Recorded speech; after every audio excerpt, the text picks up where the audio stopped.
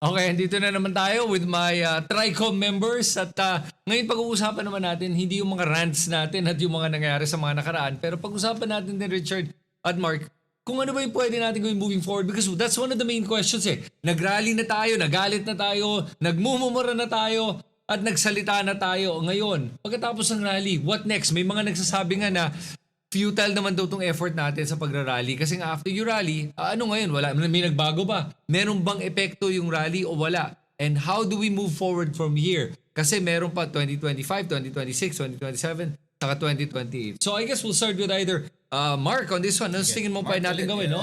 Ito bago tayo mapunta dun sa 2028 elections na goal, di ba? Pero after nung mga rallies, ano yung susunod? Para sa akin, pantay. Magbabantay tayo. Bantayan natin yung bagong budget, bantayan natin yung mga kasong ipa-file, bantayan natin yung sa Sandigan Bayan, bantayan natin yung sa DPWH, and then we look for other targets. O tapos na tayo sa DPWH o ginagawa ng DPWH, anong next? Sa BIR, sa customs, sa agriculture, sa DepEd. So yun, I think ganun step by step, pero dapat we should remain vigilant. We should use yung power of social media to shame itong mga kurakot na mga officials na ito and pantayan na yung mga bagong set ng mga officials o yung mga bagong papasok na mga officials dito ay hindi na magkukurakot. Okay. So I think sumakses yung march, but what we need is a movement. So kilusan na talagang kailangan natin. So katulad ng pinag-usapan natin dun sa nakaraan na episode, dahil multiple organ failure ito, hindi lang ito problema sa DPWH, hindi lang ito problema sa pork barrel, mga discretionary budget. Apektado lahat Katulad ng sinabi nga ni Mark, yung justice system natin nag-fail. Kaya nga nagkaroon tayo ng Duterte. Kasi sabi na shortcut na lang. Pa-EJK na lang yan, di ba? At maraming support And as I said, kaya nga medyo nag-worry ako when yung isang colleague ko dati sa GMA Networks, mamamatay yung mga corrupt, tapos sabi ni Vice Ganda, ganito, ganyan. Parang, wait. We don't want to go back to that shortcut mindset. Naintindihan ko yung galit nyo. When we're angry, we say things. I understand that. But we have to have a systematic solution to this. Kaya bantayan natin. Sino bang, ano yung mga regional trial court na mag-handle ng issue na to? Ano bang ginagawa ng DOJ? Sino yung mga prosecutors na in charge? Bantayan natin. Sino yung mga susunod na ombudsman na nire-recommend ng JBC? Should we push the president to choose person X rather than person Y? Like Remulla is getting all the air because of this legal harassment. But there's Team Henares, there are 3 people. Heidi Mendoza mentioned another person in one of our episodes recently. So we have to get the right ombudsman kasi ang daming powers ng ombudsman. Grabe, moto proprio. They can subpoena people, etc. Yung itong infrastructure commission, independent commission on infrastructure, let's look at it. Ano ba yung mandato? Ano yung momentum? Ano yung mga tao nandun? Ano yung laman nito? Ano bang ginagawa nila? Diba? I mean, to be, again, here, hindi naman nagbabalance ako, overbalance, but people forget actually Magalong and Lacson are very close friends. Yes. Right? I know people have been critical of our mayor in Baguio because of the things he has said about close sila kay Bongo, ganyan. But in fairness, the guy is also very close to Lacson. So part of me is hoping that there's a kind of a Lacson Magalong tag team. But that's not gonna be enough. We have to push for yung participatory budgeting and auditing. Sabi nga ni Heidi Mendoza dun sa isang show natin show namin na baka pwede rin sumali yung mga asosasyon ng mga civil engineers. Kasi reputasyon nilang nasisira dito Mga, nila, yung mga bata nila nandan, di ba? Yung mga public accountants na pwede tumulong, yung mga asosasyon na yan, di ba? Get them involved kasi they have this scientific expertise. If we need AI, artificial intelligence, and drone technology, ilan lang daw ng drone ng buong 3 lang. Ang daming flood control project, you need to have a proper monitoring. So we have to help. So as I said, the march was great, was amazing. Ito na yan, hundreds of thousands of people. I'm so happy with that. But as the Chinese say, sana that's the first step in a journey of 1,000 miles talaga, di ba? So yung journey of 1,000 miles, talagang ayusin natin, we have to move on all fronts. Because just like in multiple organ failure, you're saving the heart, you're saving the liver, and mahirap yan, but if you do it in a sustained and significant fashion, you can save the patient. And the patient here is our dying democracy, pare. Yeah, pero for me, yung mahirap talagang ginagawa natin ngayon, is the corruption kasi is systematic It is so deep and so wide na you will probably have to do a complete reset of all the departments, not just the DPWH. Ang natatakot ko lang ngayon na baka medyo short-sighted lang ang ginagawa ng gobyerno is pagkatapos ng DPWH baka okay na tapos na tayo. Hindi After the DPWH simultaneously. Honestly, if I were BBM right now, simultaneously gagawin ko, sabihin ko, sige, tingnan na rin natin yung mga iba't iba pang departamento. I would go after customs next. even now. As a matter of fact, kung pwede nga, Marcos should revamp the entire executive department. And when I say revamp, might be a good idea to start looking for other candidates, yung mga tulad ni Dizon, na from off of left field, walang experience sa DPWH, doesn't matter, ikaw mag-head. And what he's doing is dangerous. To be honest with you, I hope Secretary Dizon has a lot of security. Oo, kasi yung mga binabangga, billion-billion yan, they're willing to kill for that money, okay? From the Congress to mga contractor to mga senador, willing to kill yung mga yan. So, kailangan talaga maraming security. But sa akin, iniisip ko, what if Marcos, for example, magawa siya ng parang public application na kahit sino, kung sino, tingin mo, pwede kang gusto mo mag-head ng isang departamento, anong pwede magawin? Submit mo resume mo, ganun, tignan natin. Kasi if they bring an outsider in who is not yet corrupted, baka may magawang pagbabago. I really hope Dizon succeeds with this one. If he does, this is going to be a big legacy move. Not only for Dizon, for BBM. Could make even Dizon want to run for a public office at this point kung magawa niya to. Pero even matapos siya ng DPWH, he should move to another department and clean up that department as well. Yeah, I mean, for me, yes. One of the things you have to do is to normalize for adults to come in. Kasi may stigma eh. Remember, BBM couldn't get a lot of people to work in his government because there was a stigma, including his first pick to be a finance secretary, the former president of the BDO. I remember I was talking to people in the Forbes and the Richie people and they're saying, no one wants to work kasi mas stigmatized ka. Medyo nawala yung stigma because things turned out as way better than people feared. Nevertheless, I think there's still a stigma for big names to get involved. Remember, one of the justices was asked to be part of the independent commission, turned it down. Right. I think parang sakit ng ulo lang nakikita nila. I think we have to normalize that, guys, this thing could completely get out of control. We could have coup d'etat, we could have withdrawal. So, like we could have more chaos yung nangyari sa Menjola 10 times if this thing is not handled well. Kaya ako, talaga nananawagan tayo dun sa mga adults. People like Singson, right? Former secretaries. Not Chavit Singson. The good Singson. I think we called the Singson kasi tayo ng Singson. Akala ni Chavit siya hindi natawagan. No, we're talking about Secretary Singson. We need people like that to come in, not because they're pro-Marcos and they want to work for it. No, come here and save the house before it burns down, diba? But as I said again, this is where it's a bit tricky. Para sa akin, as long as you have massive vote buying, corruption problem will come back. Because yun talagang root cause. Because if your main way of electing your top officials is through elections that are run on hundreds of millions, if not billions of vote buying, may problema ka talaga. So kasama din dyan yung COMELEC. We have to empower COMELEC. Kailangan kasuhan yung mga nahuhuling vote buying. But again, it's deeper than that. Kaya at some point, guys, we have to do outreach to communities. I know it's hard. Yung mga voter education hindi nag-work. Conscientization probably didn't work. But for me, what doesn't work is also bobotante kind of attacking people and dehumanizing folks. Kasi I know this is sensitive for you guys because you run in elections and nakakadismaya when you see people are expecting na may... Do you want to talk about that? Because I do actually. As long as there's vote buying, pare, hindi mawawalang corruption na yan. Pero, laking problema yun eh. Pero I want to give our voters a little bit more credit where it's due. And I think that people forget, matalino naman ang mga botante natin, to be honest with you. And karamihan hindi nabibili. Even in Mandaluyong, I don't think na nabibili ang mga yun. When I met the constituents, hindi naman sila yun. Basta magboboto lang dahil binayaran sila. Although they will take the money, some of them, I know, they took the money, pero sabi hindi ko naman talaga iboboto yung mga yan eh. Unless kasi sinungaling sila sa akin. But I believe in the sincerity of people in this way unless you show me otherwise. Ang tingin ko lang ang problema talaga ay beyond the vote buying is talagang naniniwala sila sa mga kandidato nila na mabuting tao to. Yun ang mas malala. Now you're saying exactly. Now you're saying it's worse than what I said. What I'm saying me, it's is just a survival thing. People are trying to get by. No. Sige na nga, pwede na yan. Ganun. Yes, but what I'm saying kasi is unfortunately mababaw yung level of engagement or critical thinking at this point. You just contradicted. You said people are smart. I'm saying they're smart, but I'm saying is this, mabait ang Pinoy. Yes. Ang ibig ko sabihin nito, ang Pilipino, napansin ko, you shake their hand, tinignan mo sila sa mata, you acknowledge them, they'll vote for you. Not because they just think, no, pinansin mo ko, you gave me relevance, I'll vote for you. That's enough. I understand that for some enough kasi Recognition. sa ating lipunan na karamihan sa ating mga kababayan ay hindi nakikita, hindi natutulungan, hindi napapansin. Ang magbigay pansin ay makakakuha na ng boto nila. Ganun kahirap ang mundo ng ating politika ngayon at ang sitwasyon ng ating mga kababayan. Not saying they're dumb, I'm saying they're desperate. Exactly. Yun. And So we have to deal with that yun. desperation. So ngayon, how do we deal with it? Ang point ko lang kasi is chicken and egg situation tayo dito ngayon eh. Oh. So yeah, you're saying the voters should be better, should be smarter, kailangan mag-isip.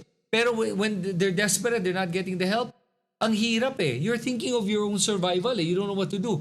Government, number one. BBM, president right now, can do this. Again, improve the education system. Improve the healthcare, improve housing. Alam ba nyo sa lahat ng ninakaw ng walang kwentang DPWH yan at lahat ng ahensya, I would estimate it's about 2 trillion ang nawala natin sa korupsyon. Yang 2 trillion na yan, pwede na nagpatayo ng maayos na bahay sa lahat ng mga walang bahay. Pwede na nakapagbigay ng universal healthcare sa lahat ng nangangailangan ng tulong. Pwede na makapagbigay ng edukasyon sa mga libreng edukasyon sa mga tao. Yung 2 trillion na ninakaw ng ating gobyerno. Yun, solusyon yun. Do the politicians have enough of that political will to do it? No, we have to pressure Sa them. akin naman, I want to ano, ask you, what is your read on the vote buying view ko issue? naman yung sa vote buying. Yeah. Ang pinaka-main problem din nung sa politika natin nga, I say this, is yun sa mga LGU, sa mga local. It's a family business. It's iba't ibang probinsya yan, may kanya-kanyang family business per city, per province, and it affects yung national kasi yung sa family run business na yun, sila yung may anak na congressman eh. Sila yung tapos pag congressman ka na, susunod ka sa pangulo kasi you want to protect yung family business mo at home. Yeah. So ganun yung nangyayari sa halos lahat eh. So if you look at the different provinces, yun we talk about diba syempre gusto nating ma-eliminate yung vote buying, ma-eliminate yung ano. Kaso ang problema nga, it's almost impossible na tanggalin yung mga entrenched na political dynasties sa mga bawat probinsya. Right. Ilang probinsya lang tayo ang hindi hinahawakan ng isang political dynasty na family. Ang problema dyan, kapag ang may lakas lang na tumalo dun sa isang political dynasty na family, is a different political dynasty na family. Dahil sila yung may resources, sila yung may baluarte. Or sila artista, tapos na nanalo, nagkaroon ng sariling dynasty. Mismo, Yeah, yun. exactly. Hindi ko sinasabi siya, kaya ano, nga, hindi din ako ganun kaano sa artista. Kasi minsan, sila yung nagle-level ng playing field na sila yung tatalo dun sa dynasty. Kasi Pero mamaya gagawa rin yung asawa gagawa niya, sila ng yung sariling kapatid dynasty. niya, yeah. Yun ang nangyari din sa atin. Look at yung mga iba't ibang artista natin na may kanya-kanyang dynasty na. So yun yung isang root din na nakikita kong problema. We have provinces na hawak ng isang pamilya for the last 40 years. Yes, Diba? After most. Yung iba nga, baka during the martial law period pa lang, hawak na nung pamilya. There are instances na may nakakapasok na bago, pero ang problema, sila din yung nagiging politika. Napakahirap talunin yung mga... So I had a conversation with Justice Scorpion that ang suggestion is a people's initiative to ban political dynasties. Kasi di ba walang enabling law. Meron ito sa ating saligang batas, Yes. may provision, pero wala siyang enabling law. Kasi umasa tayo sa Kongreso na pumasa ng enabling law against 80% of their own membership, which is never gonna happen. So how does the people initiative happen? So if you can get, I think, 3% of every distrito or LGO and then more than 12% nationally. So if you can gather as many signatures, you can start a people's initiative. And then you can create a parallel way to get an enabling law passed against dynasties. Hindi na dadaan sa Congress kapag na Pero dapat dumaan ng plebiscite. Yun, So pwede mo people idaan will sa vote. people's initiative yan. So I think that's one thing worth looking at. It looks like a long shot but we have to try. Alam ko yung PI nasira yan dun sa kalokohan na PI na gusto nilang constitutional change. Hindi pwede yan. Pero yung ganito, kasi hindi ito constitutional change eh.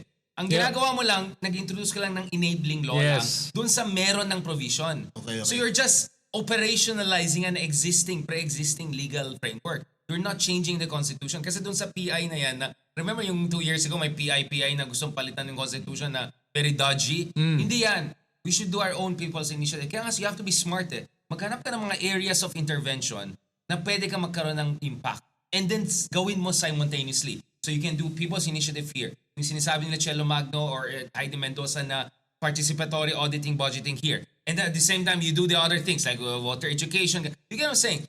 Now, you don't solve the problem next year or probably not next 10 years. But if in the next 5 years, you can create a momentum, if you can get a good president. Kasi ganito eh, the moment you change yung, kumbaga, you do a good version of what Duterte did. Let's be honest, Duterte revolutionized our politics. Diba, Mark? There's a Philippine politics before Duterte and after Duterte. Duterte showed there are many taboos that are actually not taboos. But he did it in the wrong way. Right? For instance, yung attack niya sa oligarchs was a good thing. Except, we know he didn't do it for the right reasons. He was trying to bring his own Duterte cards. Yes. Whatever. But he also showed that if you actually create a grassroots movement and have charismatic leaders, you can also revolutionize it in a good way. You get what I'm saying? Like ngayon, alam mo, kausapin yung mga tao na sa poder, sabi na, shucks, ang lakas ng palang mga pinka, show of force kayo ah. I mean, you could have taken over if all the way na kayo, kung nag-Menjola style kayo. Tapos ng laban, andyan nga yung AFP eh, baka mag-defect pa sila sa inyo. So, what I'm saying is that suddenly, umiiba yung tone. I'm sensing the same thing that Duterte was doing to us, but in the dark sense. Now I'm sensing it in a good sense. Ito yung team. So what I'm saying is, you're not gonna change the system in the next 5 or 10 years, but you can make enough of momentum, enough of intervention to mitigate it. Parang crime yan eh. Crime will never go zero. Even Singapore cannot get it to zero unless they're doctoring the number. But you can bring it from 10 na bad to 2 or 1. We can bring down corruption from level 10 to level 6 and 5 in the next 5 years. Then from there, you can... Kasi ganito eh. Ano yun eh? Feedback loop yan eh. There's the less corruption, the more money goes to education, the more you have a middle class, the more middle class can check the people. Yep. Do you get what I'm saying? Then you create a virtuous cycle eh. So what we want to do is we want to give a chance to this virtuous cycle, right? Of more middle class, more development, more welfare, more public education. Then guys, may chance talaga mag-recover yung pasyente natin, which is this multiple organ failure for democracy. Pero at the same time, Richard, I'm gonna, medyo lang ako ang problema ko lang kasi, naintindihan ko din yung purpose ng political dynasty. I'm not saying I'm for it. I'm just saying naintindihan ko why it happens. It's the same as any other industry or any other family. Pag ang magulang mo doktor, chances are you're gonna be a doctor. Kung magulang mo ay engineer, chances are magiging engineer kami. Ganun yan eh. May cycle talaga yan. Bata pa lang eh. Oh, you're groomed to be that eh. And even mga family businesses, yung anak nilang nagte-take over at dahil marunong, alam nila, nakita nila growing up how it works eh. And I've seen that even with political families na, I'll give you a good example, Carlo Ople. Carlo Ople is the grandson of Blas Ople, Senator Blas Ople. Alam mo, when you hear Carlo talk, nakikita mo na ito, may pagka-politician sa magsalita. He knows how to hold the stage, how to make speeches, how to gather people. Meron siyang ganong charisma na nakuha niya sa kanyang grandfather because they were taught that at a young age. Again, I am not saying that I agree completely with political dynasties, but at the same time, nakikita ko din na may use yan kahit papano in terms of at least parang being able to create some sort of a continuity na kailangan din. Kasi kung broken sobra, ang pagpapatakbo ng isang lungsod, paminsan-minsan hindi matutuloy yung implementasyon ng mga iba't ibang proyekto. May ganon. For example, for people that are now worried, Vico Soto is going to end his term. I bet you. If pwede si Vico tumakbo one more term and if he's willing, I bet you possible let him run for another 3 years, correct? So, up to 12. Ang problema kasi, 95% ng mga dynasty, they're not there para tapusin ito. They're there para sa family business. They're not a family doctor helping you. I understand. Private sphere yan eh. Ito kasi public. So, in economics, that's one you call oligopoly. Market failure yan. When 3 companies control the entire market. Yep. Kasi, ganito, all countries in the world have political families. The Clintons, the Kennedys, whatever. Pero it's the scale of domination. So you can talk about the Oples or not Ramos. But I don't know, at one point in time, the rectos were not too bad apparently. But you can talk about here and there may mga goodie, but they're exception to the rule. When you have 85% of your elected offices dominated by the dynasties, even if you have a few good families there, that means 67% of your system is completely corrupted. Pero pangatlo, that's why you're right na because of our history, because dominant tong families from the Spanish colonial era to American colonial era, and they were all smart. They were able to cut deals with different colonial masters. Nag-survive sila all the way in. Who were our first presidents? Who were common... Like, ito yung mga principales. Ito yung mga hacienderos nung panahon ng mga Spanish. Sing-sons, you can find them in the record in the 1870s and 80s. So what is your solution? You have to develop modern political parties to replace them. Because ang job ng political party is to raise fund. You know, I dated someone from Germany back in the day, and like a very ordinary person, like just like you know, Next thing I know, biglang nasa Green Party, biglang next thing I know, nasa poder. Like, no resources whatsoever. Because the party paid for everything. All she had to do was just to show she's strong, she has the merits. Qualified. Covered na lahat, pare. You don't have to worry about vote buying. You don't have to worry. So yun yung trabaho. Kaya nga, hindi ako nang sang-ayon dun sa tanggapin natin, ganyan talagang kultura. You know what? At some point, all countries in the world were super corrupt. You think Sweden was Sweden in 1900? You think Singapore was Singapore in 1950s and 40s? US was super corrupt. Well, still you get, but you're like gangs of New York, boardwalk. All countries started somewhere where we are right now. But at some point, they broke through. And for us to break out and break through, you need to modernize. And one way is create, like yung akbayan, di ba? Tignan mo yung mga, you think Riza Ontiveros spent from her own money? No, because she was part of it. Now, if you have more, you can have 100 more akbayans. Or you can have 100 times bigger akbayan. Principled parties. Exactly, pare. So akbayan is a kind of a small pilot project of what a modern political party looks like. If may merit ka at botoing, may convention yung akbayan, hindi ka pwede maging first nominee. There's a convention, there's an internal elections, my primaries. So if the Akbayan experience, it sounds like I'm being partisan, but I can vouch for Akbayan. It's a legit modern party. It just doesn't have the scale. And I discussed this with Justice Ascuna. You see, Justice Ascuna he framed 2 constitutions, including 1990. Yes. The second one, actually the party list was supposed to be proportional voting. So if we followed the original plan, Akbayan now should have 7 congressmen. Because they got 7%. Not 3. Yeah, but that was wrong eh. That was, kaya nga tama yung sinabi mo, nabantayan din yung, bakit ganun ang ruling ng Supreme Court na hanggang 3 lang? You can, so actually, if Akbayan were given the chance per the Constitution, and they had 5, 10, 12, dyan nagsisimula yung political parties. You go in Europe, you can become a legit party with 10 to 15 parliamentary members. Do you get what I'm saying? You're talking about a parliamentary system eh. Or even the current system. Ang point ko as long as we don't have real political parties, you're absolutely correct. The de facto alternative will be families kasi may coherence sila and they put their budget and money together, right? Pero that's basically gangster politics. This gang versus this gang. Yeah. We're just giving it a nice kind of a cultural twist. So for me, I completely say, the only way to move forward is to modernize our institutions. Not to be Western. We're not Western, but to modernize. Look at Taiwan, they have modern politics. Kahit nagsusuntukan sila, may coherence, may party. Korea, nagsusuntukan pero may party, coherence. Singapore, it's not a full democracy, but there's a solid, ruling party.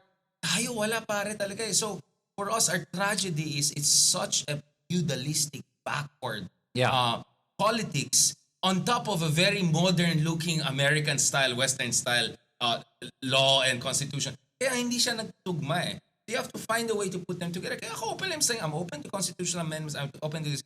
As long as we can strengthen political parties, strengthen the mindset of COMELEC to go after vote buying. Kasi hindi, syempre, kung vote buying sa 200 provinces, sabi natin kunyari, although we don't have 200 provinces, let's say 200 LG, whatever. Of course, hindi mo naman kailangang huliin lahat eh. Pag naghuli ka ng 10, matatakot na yung iba. Or bababa yung presyo. Hindi ka naman saying, sampulan mo lang ganun. So, again, I'm saying you have to have interventions on multiple fronts. Kaya mahirap eh. Kaya sabi ko, yung mga people like me who teach these things in school and all, we go through all the textbooks, etc.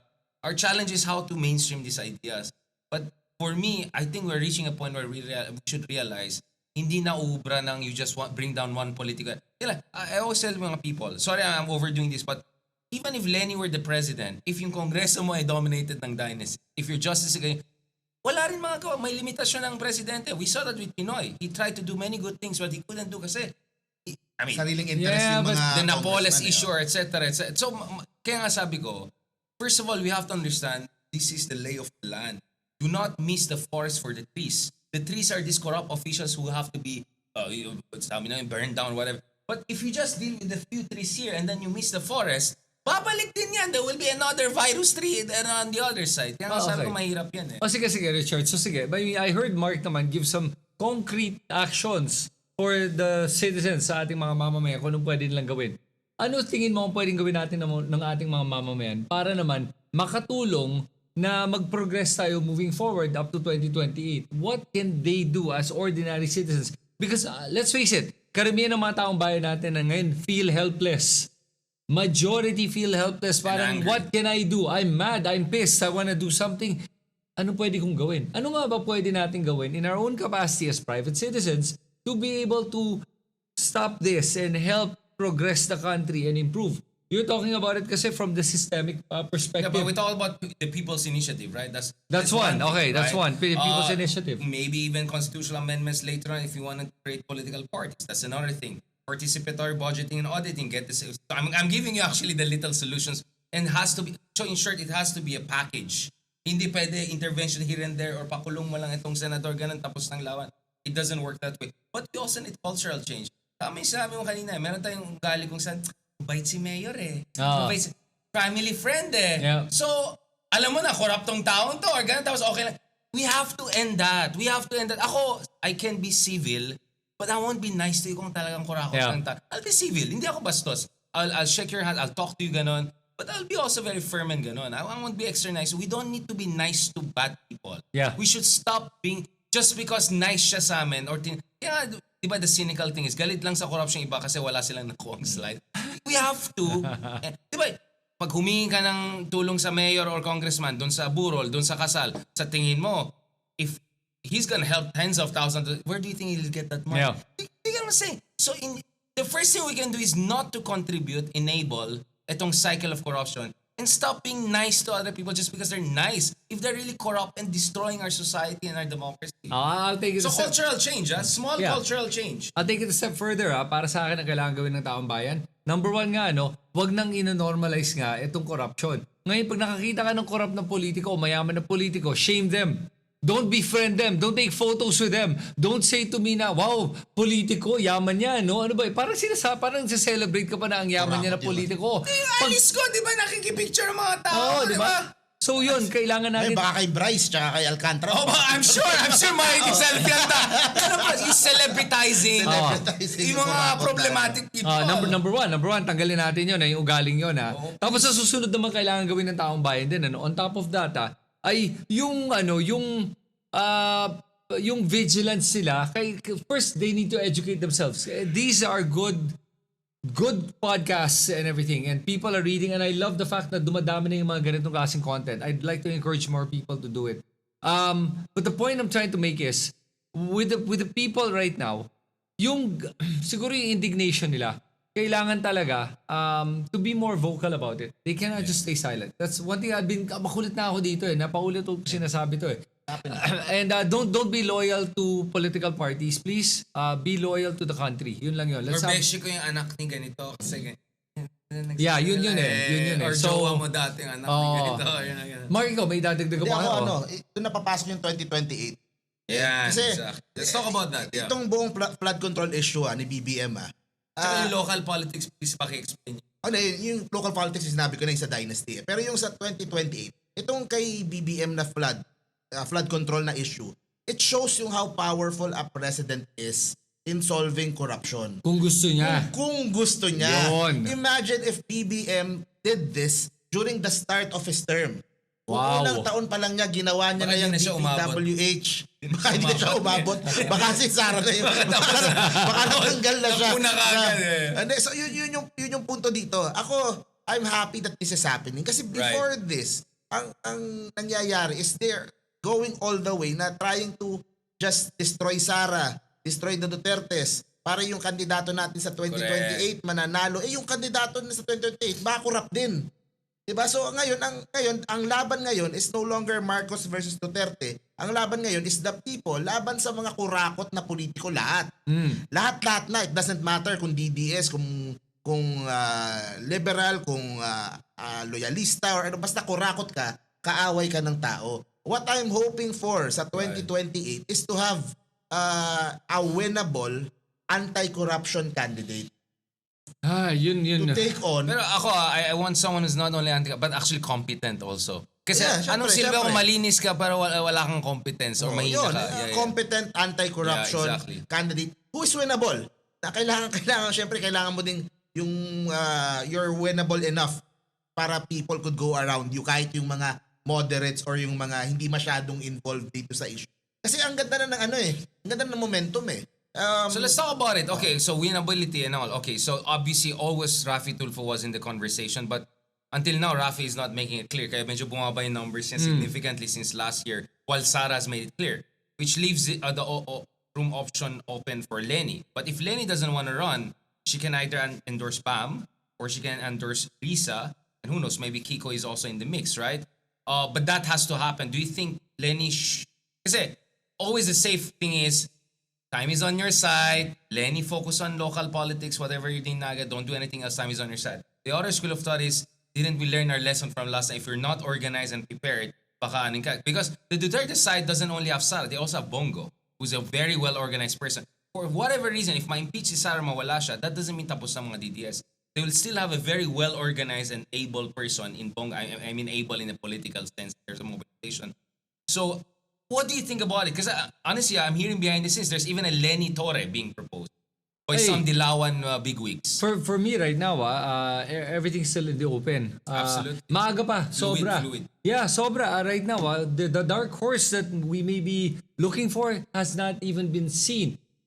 I'm even thinking of, for me right now, like I said earlier, if Dizon is able to clean up the DPWH, tapos he did well with the DOTR, ngayon DPWH, and then maybe assign pa siya another corrupt agency, tapos na-clean up din niya yun, and he's able to come up with that much, be that effective, he could be a candidate right there.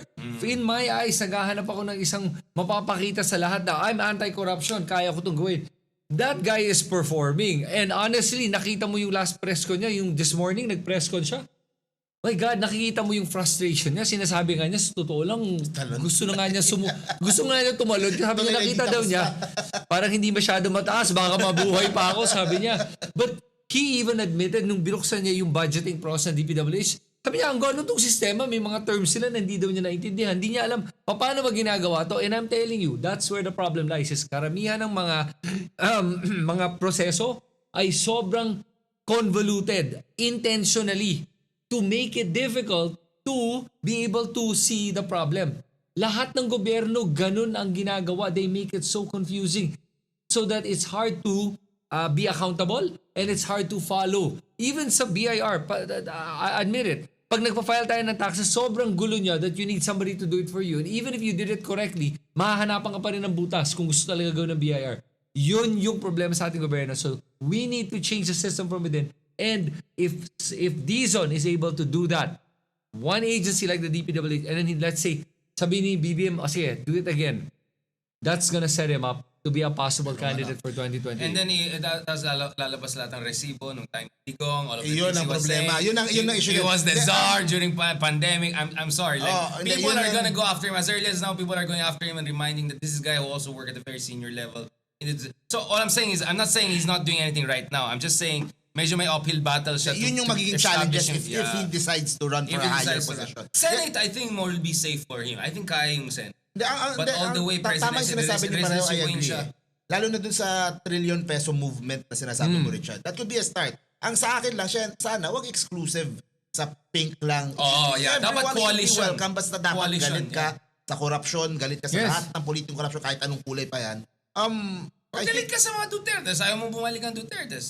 Pwede yung mga loyalist. I mean, honestly, I don't agree with them on most things, but there were many loyalist people I saw during the rallies. Ang punto siguro, yung sa 2028, it should be a candidate na pasok doon sa anti-corruption na what do you call this? Parang hindi hype yung fever. Groundswell. Groundswell. And tama ka din sa sinabi mo, Richard. Importante yung record. Yung pass mo. Kasi if you're an anti-corruption candidate now, tapos masilip ka 10 years ago, 5 years ago, if meron kang corruption na issue, that will haunt you then. Another candidate din na syempre lumalabas din because he's doing well dito sa Blue Ribbon. Although ang problema, he ran so many times na before. Lacson will have his next... I know exactly. Yeah. I think Lacson could have his moment. That's why he has to do well. Yeah. Even Magalong obviously has national... Maybe not president, but at least Senate or something. Yeah.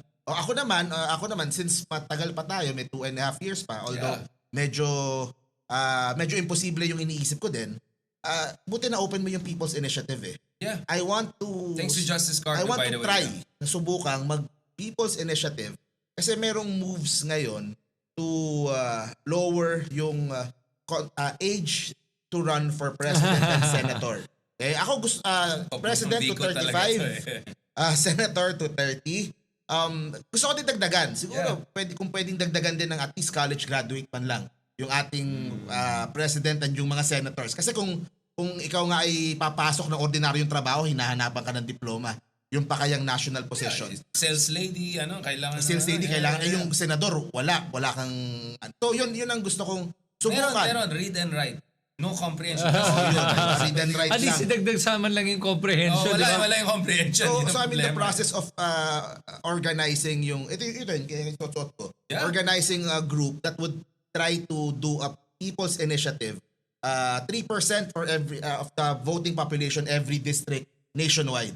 So napakahirap, napaka-imposible. Yeah, that's Kasi hard. it's never been done before. Wala pang nagsasucceed na kahit ano in changing the 1987 constitution or amending. Pero even if we succeed or we don't succeed, at least we are trying yung sinasabi mo people's initiative eh. Kasi kung hindi man pumasok itong pinopropose ko na lowering the age, it could be for other things like political dynasty. At least masubukan natin kung paano ba yung proseso niyang people's initiative na ano talaga. Kasi ang problema dun sa huling PI nga, it's not driven by yung ano ng tao eh. It's more of, di ba, ang pinapagana siguro, baka pera yung pinapagana or ano. So, yun yung next na goal ko going into the next year habang malayo pa yung 2028. Sasabihin nung iba, for Vico Soto or ano, kung yun ang mangyari doon, then so be it. Pero I want to try. Ako, just a closing note, and I want to hear, ikaw na lang mag-close itong episode na to. I've talked a lot in this episode. I just felt I had to get this in. Now, we need a package. You can see yung intervention.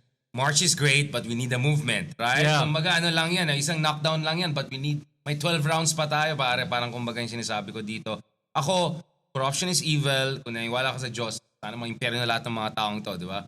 Having said that, I think a leader should be not only not corrupt, but also competent. Kasi ang kailangan din natin national economic development. I always explain it. The more developed you become, it's established as Foods Net curve yan eh. The more developed you become, the bigger middle class, yung better sahod sa police, better sahod sa journalists, you bring down the structural incentives for corruption. It's never automatic. I absolutely agree. Now, just because yumaman hindi... But what I'm saying is that if you want to deal with problems of this country, you need a leader who's not only clean but also competent. Right? Clean and competent. Mahirap yan, but that's what we have to look for. My worry is, if we get caught up in this zeitgeist, it's good to be angry at corruption. We might end up pushing for leaders who seem clean or maybe are really clean, but are not competent. And then they create a lot of dissatisfaction, then we'll go through the same cycle. Do you get what I'm saying? So what we need are comprehensive leaders who are competent, who are clean, and we also need a discussion that goes beyond corruption. Anong gagawin natin para yumaman yung mga kababayan natin? Kasi, let's be honest, yung mga nagpakita dyan sa Ayala, most of them were clearly middle. Tingnan natin pag-usapan yung mga alabang people, right? Na mabango, di ba? Kahit mabango pa rin.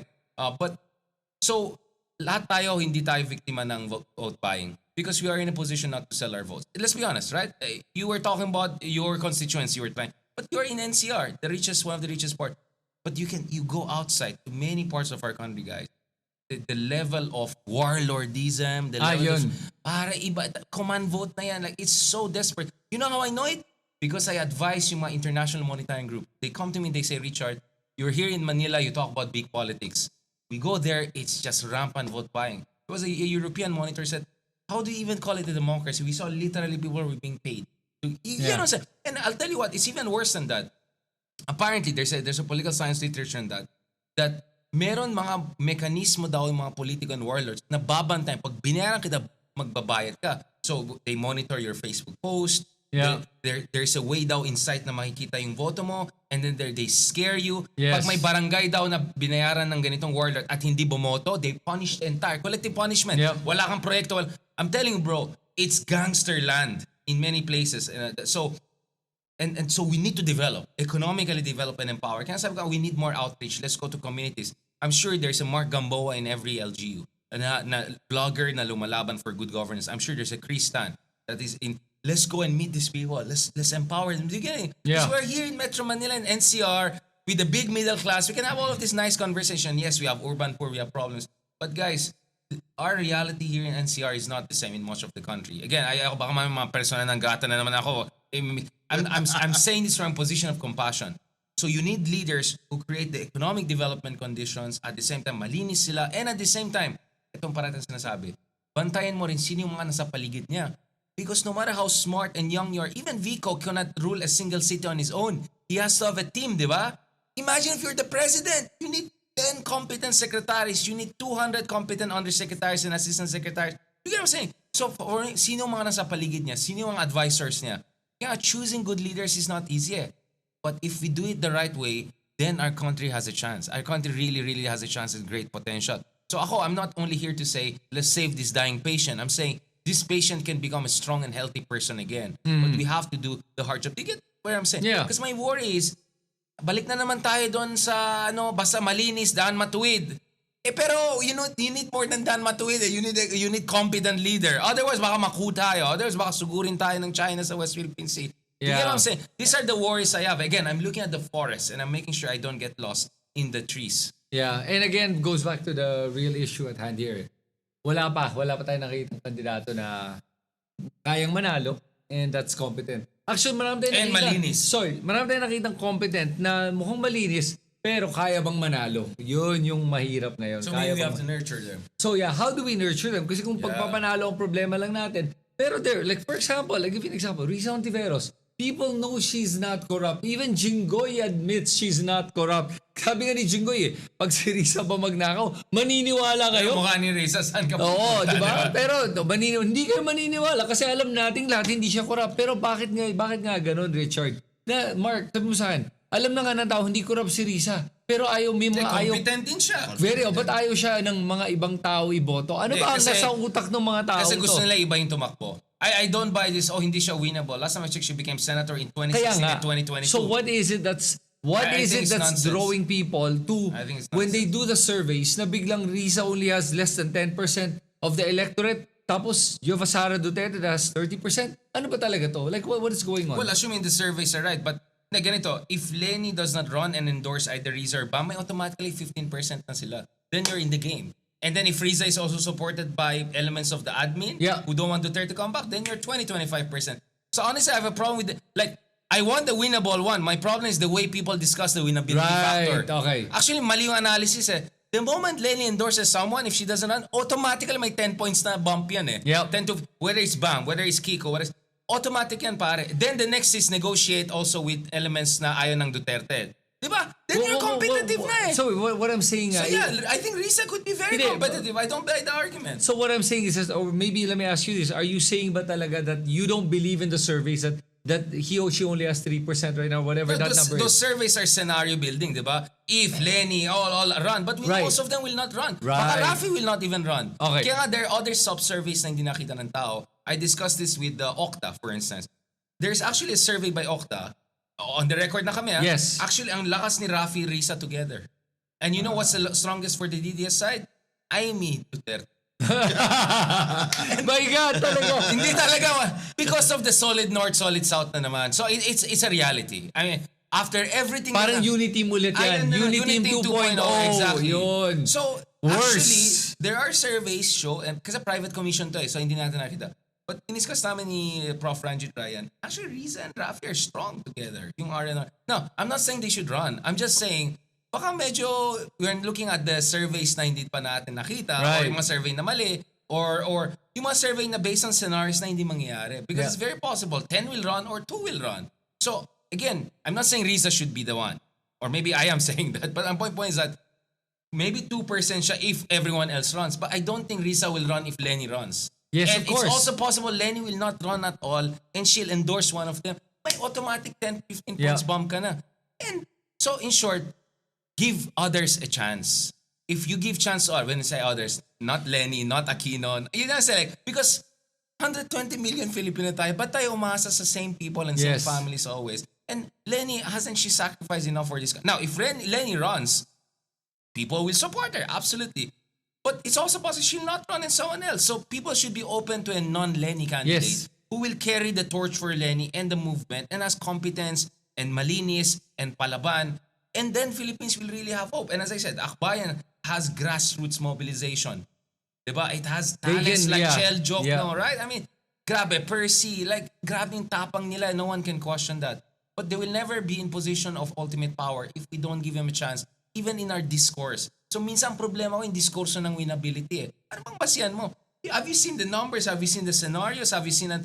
As I said, if Lenny doesn't run, if she endorses Riza, automatically may 10-15 points na. Yeah. And at the same time, dadagdag ko lang that yun na nga why aren't we adding other names in the mix? There are a lot of great people. Yun din. Listen, for me, like, let's go off left field here a little bit. Like, for example, Laila De Lima in Congress. Absolutely. She's performing. Absolutely. She is performing. Like, even right now, today, sa Kongreso, siyang kumukontra sa ating budget na sa GAB. You're not Sinasabi level niya, the field. Actually, you're to the heart of the right. issue. Thank you for raising yun yung that. point ko eh. Marami dyan eh. Absolutely. And well, now then you're talking about lowering the age of lowering the age of our president, and then you might get somebody like Barzaga. Iko Barzaga. Barzaga for president. For some reason, hindi ko talaga maintindihan yung mga DDS na bakit talaga mahilig sila sa mga baliw. Yun lang Well, Duterte, I mean, right. Or mga kriminal or mga It's consistent. mga kawatan, yung mga ganyan. Yun na talaga palagi. Yan ang palagi sinusuportahan eh. And that makes me really wonder about the sanity of some people talaga. Na ang mas prefer nila ay yung the more crooked you are, the more they like you. And the reasoning is at least siya tapat, nakikita ko na. Honest siya sa kanyang kalokohan. Oh, exactly. Humaharap siya kung ano siya talaga. Yan ang problema. Dude, sandali lang.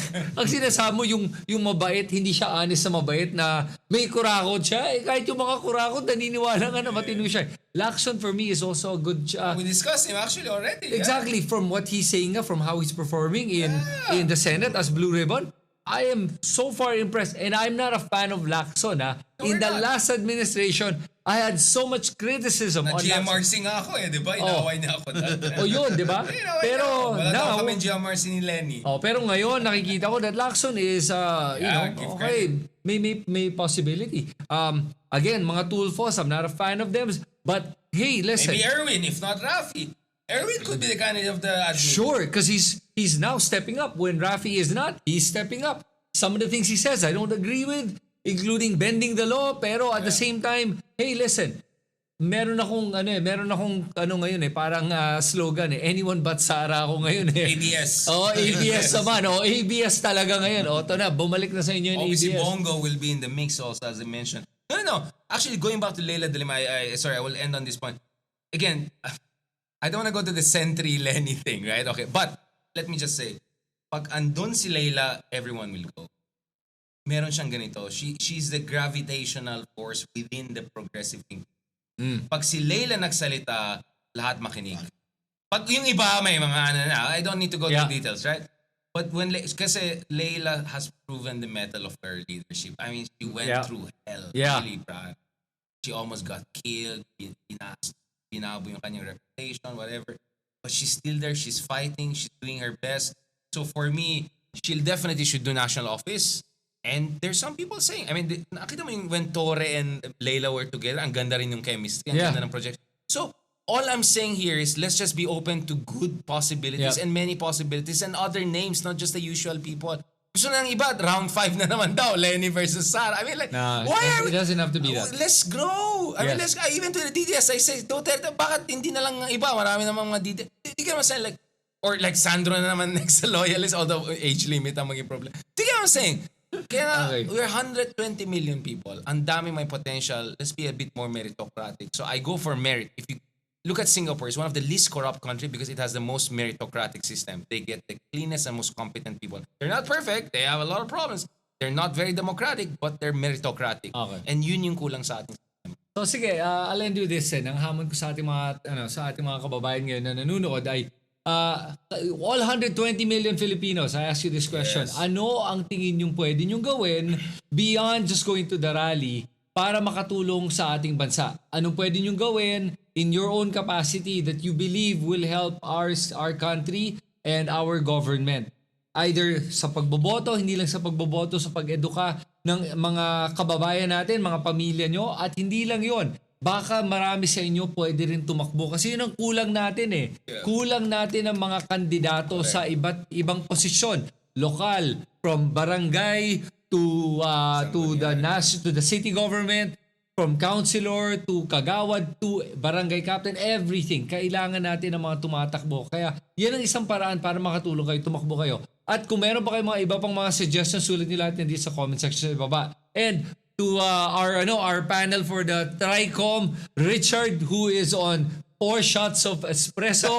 And Mark, salamat sa inyong oras ngayong araw na to. And sana may natutunan kayo dito sa aming diskusyon ngayong araw. And kung nagugustuhan nyo mga ganitong klaseng content, make sure to subscribe to our YouTube channels. Bottles of Manila, of course, our OG. Yep, and... ano bang latest version ko? Richard, ano ba sa'yo? deep dive. Deep dive, o yan. Ha? Sa kabila, medyo ganun din. Sa nag-branding din ako. Ay! Wait ka lang. Ano na yun? Nag-drop na naman na ano. Babawasan ko yung kapag next time. Okay, salamat sa inyo lahat. Dalawa rin ako. Okay, ingat.